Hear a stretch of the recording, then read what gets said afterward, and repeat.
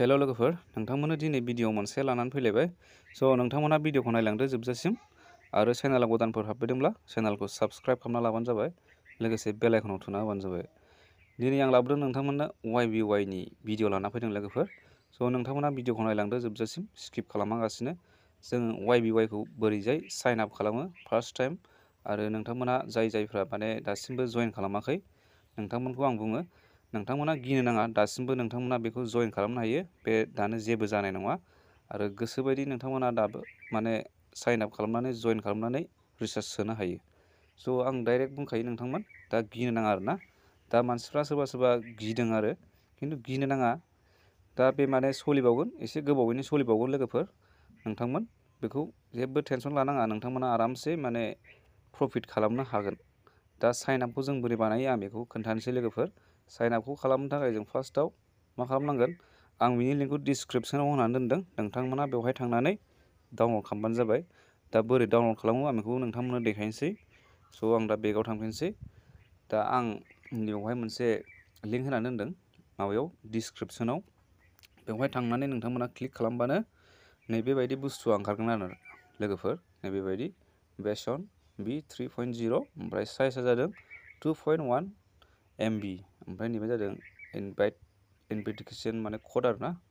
नोंथांमोना नैबे डाउनलड ओंखारदों ना, नैबेबायदि डाउनलड ओंखारनायाव क्लिक खालामबानो जाबाय आरो।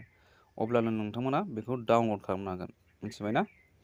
डाउनलड खालामखांनायनि उनावहाय नोंथांमोना इनस्टल खालामना लाबानो जाबाय आरोना। जेब्ला इनस्टल खालामगोन अब्ला माबायदि ओंखारगोन, नैबेबायदि ओंखारसिगोन लोगोफोर, नैबेबायदि ओंखारसिगोन। इनस्टल खालामखांबाथाय नोंथांमोना अपेनल' खालामदो, अपेन खालामनानै नैबेबायदि ओंखारगोन, वेलकाम टु बेक, बेबायदि ओंखारगोन नोंथांमोननाव। ओमफ्राय दा फार्स्टआव मा खालामनांगौ, जों साइन आप खालामनांगोन। नैबे गाहायथाराव ओंखारदोंना, डन्ट हेभ एन एकाउन्ट ओंखारदोंना, नैबे साइन आप, नैबेवहाय क्लिक खालामना होबानो जाबाय खेबसे। दा बोरै बोरै साइन आप खालामो आं बेखौबो देखायनोसै नोंथांमोननो। बेवहाय होदो फुल नेम, साप'ज जेनेबा आं जायखिजाया मोनसे नाम होलाबायनोसै। जेनेबा बेवहाय गाव गावनि नामखौ होनानै होबानो जाबाय आरो। ओमफ्राय टाइटेला मा, टाइटेलखौ होदो ओरैजाय। बेनि उनावहाय जिमेल आइडिया मा, गावबागावथ' बयहाबो इमेल आइडि बा जिमेल आइडि थाखायो नालाय। जेनेबा साप'ज नाम होदो मा दङ जिमेलाव, ओमफ्राय नैबे @ होदो, ओमफ्राय gmail.com, बेखौ होबानो जाबाय। बेनि उनावहाय नैबे पासवार्डआव मा पासवार्ड होदों बेखौ होबानो जाबाय आरो। जेनेबा हमना ला, जेनेबा एगजामपोल नोंथांमोना फार्स्टआव माबायदि होनांगोन, पासवार्डखौ मोनसे नाम होग्रोबानो जाबाय आरो। सयथा सातथासो आखर जाग्रोनाय। बिनि उनावहाय बे नाम्बार ओंखारोना 1 2 3 4 5, बेफोरखौ उल्था पुल्था होनानै नैबेवहाय कन्टिनिउआव क्लिक खालामना होबानो जाबाय। अब्लानो नोंथांमोना बे एकाउन्टआ गेवसिगोन आरो, क्रियेट जासिगोन मोनसे। अब्ला नोंथांमोना बेखौ इउस खालामनो हासिगोन आरो। ओमफ्राय पासवार्डखौ सेभ खालामनानै दोनबानो जाबाय ना, अबेबा नटफ्राव लिरनानै दोनबानो जाबाय, बावै बायदि। ओमफ्राय मबाइल नाम्बारखौबो गोसोआव थाबानो जाबाय आरो। ओमफ्राय लिरना दोन आरो अबेबा नटफ्राव मोजांनो, बावनो हायो, बावै बायदि आरो। दा आङो नोंथांमोननो खोन्थानोसै लगिनखौ माबायदि खालामो। दा आं बेखौ बेगाव थांफिनसै, काट खालामबाय गोजौआव। दा नैबेवहाय मबाइल नाम्बार होदो, जेरै दा नोंथाङा माबायदि बबे मबाइल नाम्बारखौ होआमोन बेखौ होबानो जाबाय। ओमफ्राय नैबे पासवार्डआव मा पासवार्ड होआमोन क्रियेट खालामनाय समाव, बेखौ बेयाव होबानो जाबाय। जेरै आं दा नैबेवहाय आंनि मबाइल नाम्बारखौ होनोसै, नैबे साइन इनआव क्लिक खालामबानो जाबाय आरोना। आं दा नोंथांमोन नैबे आंनि आइडि ओमफ्राय पासवार्डखौ आङो हाइड खालामनानै दोनदों, मानोना बे मोनसे प्राइभेट नालाय, बेखौ देखायनो हाया। आं दा नैबेयाव साइन इन खालामसै आरो लोगोफोर। साइन इन खालामनाय लोगो लोगो बेबायदि ओंखारगोन लोगोफोर, डाइरेक्ट लोगोफोर। आंनाथ' अलरेडि माने एकाउन्ट दंखायो नालाय, आंनाव दङ नै बेलेन्सआबो शो जादों गोजौआव, नोंथांमोना नायनो हागोन। टटेल एसेट भेलु आंनाव दङ 10,480 थाखा दङ। नोंथांमोनाबो बेवहाय सोनो हागोन। दा सोनायखौ आं नोंथांमोननो दिन्थिनोसै माबायदि सोयो। नैबे गोजौआव ओंखारदोंना डिप'जिट, ओमफ्राय उइथड्र टिम्स चेनेल सार्भिस, नैबे डिप'जिटआव क्लिक खालामबानो जाबाय।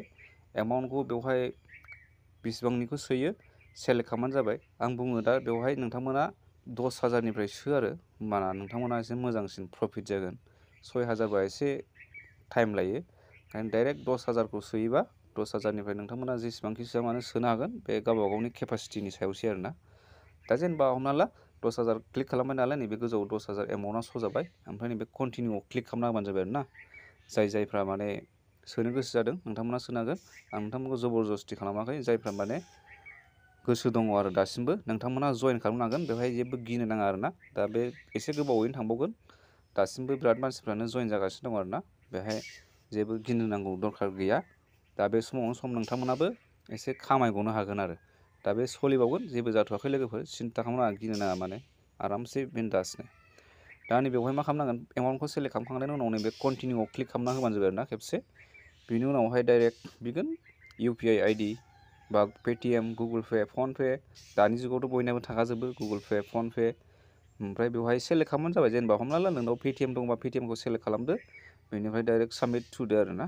साबमिट थुबाय, ओमफ्राय डाइरेक्ट नोंनि पेटिएमाव रिडाइरेक्ट जालांसिगोन। बेनिफ्राय नोंनि पेटिएमनि जिथु माने पिन दङ, पासवार्ड दङ, बेखौ क्लिक खालामना होबानो जाबाय। बेनिफ्राय साबमिट होबानो जाबाय, ओमफ्राय नोंनाव डाइरेक्ट नोंनि नैबे YBY एकाउन्टआव नोंथांनाव फैसाया हाबफैसिगोन। नैबे जेरै दा आंनाव दङ बेबायदि नोंथांनावबो हाबसिगोन आरोना। ओमफ्राय दा नोंथांमोननो आं खोन्थाबावनोसै।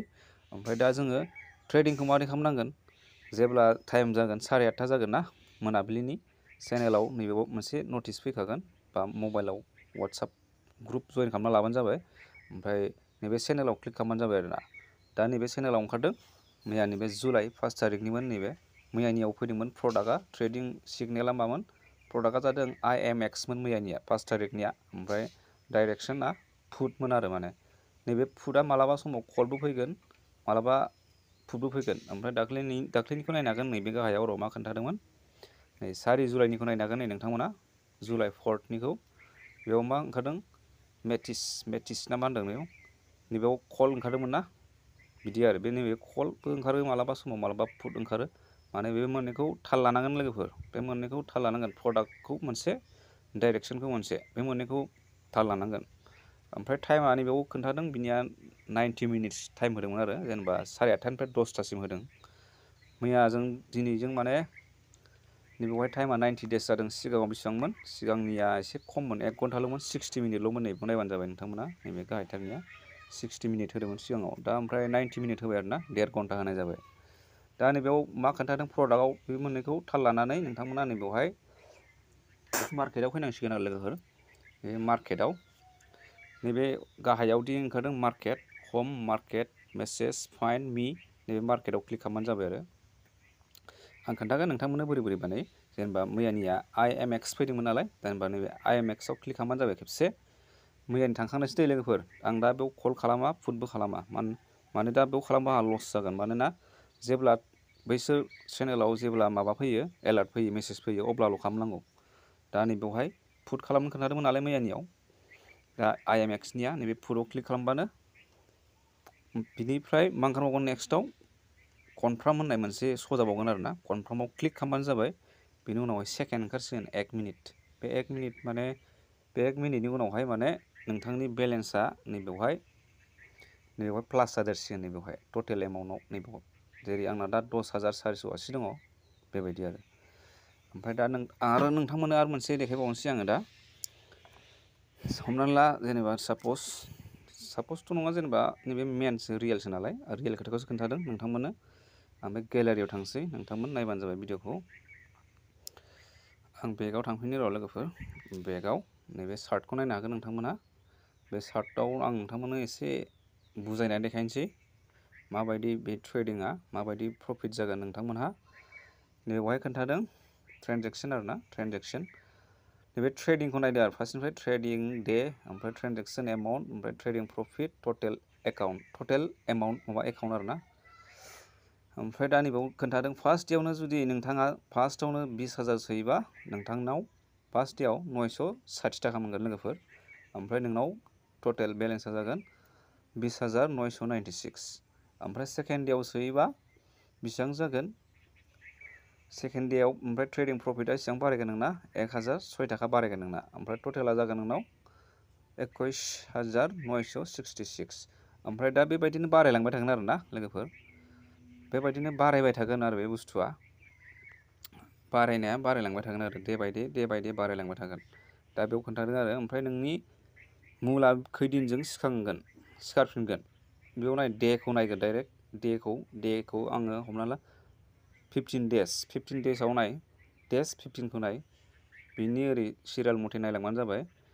नोंथाङा 15 दिनजोंनो नोंनि माबाखौ मुलखौ बोखांफिननो हागोन नैबाव 15 डेजआव नोंथांना गासै बेसेबां जागोन फैसाया 40,406 जागोन नोंथाङा बे समावनो जेनेबा जुदि गियोबा नोंथाङा बे 15 दिनावनो नोंथाङा नोंनि मुलखौ बरननानै लाफिननो हागोन बेवहाय मिथिबायना बेवहाय जों टटेल 40,406 बे मुलखौ नोंथाङा 20,000खौ उइथड्र खालामना लाफिनबानो जाबाय आरोना जुदि गियोबा आरोना ओमफ्राय नोंनाव जुदि उइथड्र खालामगासिनो नों जुदि 30 दिन दोनोबा नोंथांनाव टटेल बेसेबां जागोन डे 30निखौ नाय डे 30 लास्टनिखौ नाय 81,634 नोंनाव टटेल बेसेबां जाहैगोन आरो जुदि नोंथाङा उइथड्र खालामागासिनो 30 डेज दोनोबा आरो ट्रेडिं खालामबाय थायोबा नोंथांनाव बेसेबां एमाउन्ट जाहैगोन स' नोंथांमोना बुजिखाबाय जानांगौ आं भिडिअखौ बेखिनियाव दोनसै आरो जाय नोंथांमोना दासिमबो जয়েन जायाखै जয়েन जानो हागोन बेवहाय नोंथांमोना गिनाङा